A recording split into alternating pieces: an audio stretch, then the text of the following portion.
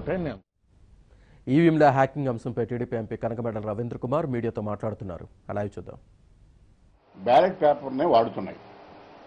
సుమారు 18-20 దేశాలు మాత్రమే ఈవీఎంలకు వెళ్ళినాయి. ఈవీఎంకి వెళ్ళిన యుఎస్ఏ, నెదర్లాండ్, జర్మనీ ఇలాంటి దేశాలు కూడా మళ్ళీ వెనక్కి బ్యాలెట్ పేపర్లకు వచ్చేసినాయి.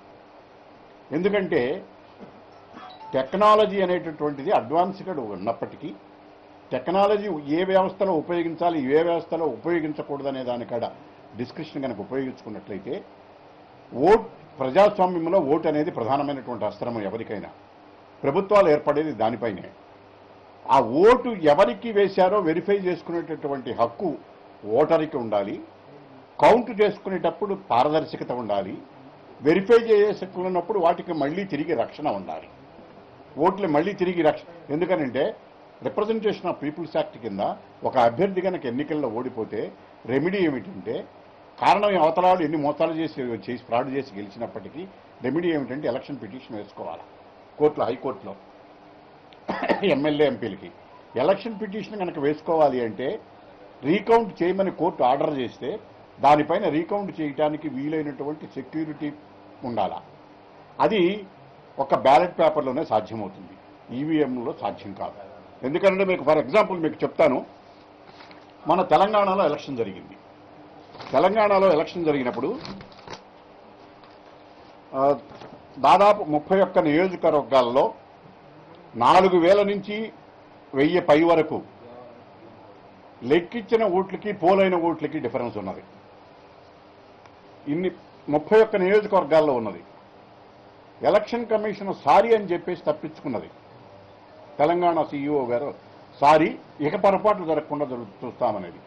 ఈ 31 నియోజకవర్గం 1 ఓటు 2 ఓటు కాదు, 1000 ఓట్ల నుంచి 4000 ఓట్ల వరకు డిఫరెన్స్ వచ్చింది. ఈ నియోజకవర్గాల్లో పారదర్శకత ఏది, ఈ ఎన్నికలు ఎలా జరిగినవి, ఈ తేడాన్ని ఎక్స్ప్లెయిన్ చేయవలసినటువంటి బాధ్యత, ఎట్లా వచ్చిందనేటువంటి బాధ్యత ఎలక్షన్ కమిషన్ పైన ఉన్నదా లేదా? ఈ బాధ్యతను సరి చేసుకోవాలి కదా. పోలైన ఓట్లు ఎందుకు, ఇది ఎట్లా వచ్చింది, మిషన్లో తప్ప దేంట్లో తప్ప అనే అంశాన్ని కనుక పరిశీలించకుండా ఎలక్షన్ కమిషన్ ఒక రాజకీయ పార్టీకి మళ్ళీ ఎలక్షన్ కమిషన్ ఆఫీసర్లు మాట్లాడటం అనేటటువంటి చాలా దురదృష్టకరమైన పరిణామం. అది ప్రజాస్వామ్యానికి ప్రమాదం. ఎందుకంటే ఎలక్షన్ కమిషన్ ఒక రాజ్యాంగ సంస్థ.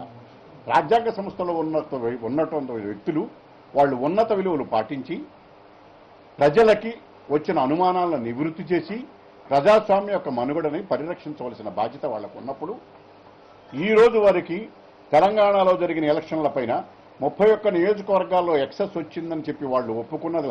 వాళ్ళు ఎలక్షన్ కమిషన్ లెక్కలు ఇవి, మా లెక్కలు కావు ఇవి. ఈ 31 నియోజకవర్గాల్లో ఏం చేస్తారు? మామూలుగా అయితే బ్యాలెట్ పేపర్లు ఉన్నప్పుడు ఫలితాన్ని నిలిపివేసి అన్నీ వెరిఫై చేసుకుని క్లారిఫై చేసుకున్న తర్వాత ఫలితాన్ని ప్రకటిస్తారు. ముందు ఫలితాన్ని ప్రకటించి వాళ్ళని అధికారంలో కూర్చోబెట్టి తర్వాత సారీ చెప్పి ఇక జరగకుండా చూసుకుంటామని ఎలక్షన్ కమిషన్ చెప్పింది. ఎంతవరకు ఎలక్షన్ కమిషన్ ఇట్లాంటి చర్య సబబు అనేటటువంటిది పునఃపరిశీలించుకోవాల్సిన అవసరం ఎలక్షన్ కమిషన్కు ఉన్నది. ఇది పెట్టకుండా, ఇది చెయ్యకుండా మధ్యప్రదేశ్లో 250 నియోజకవర్గాల్లో జరిగింది ఇట్లా ఎక్సెస్ వచ్చినటువంటి ఓట్లు. అది ఎందుకు అది కూడా జరిగింది, అది ఎలక్షన్ కమిషన్ దృష్టికి తీసుకువెళ్ళింది.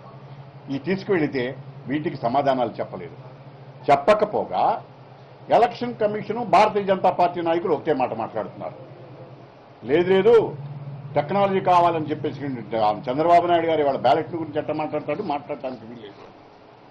అదే బీజేపీ నాయకులు ఈ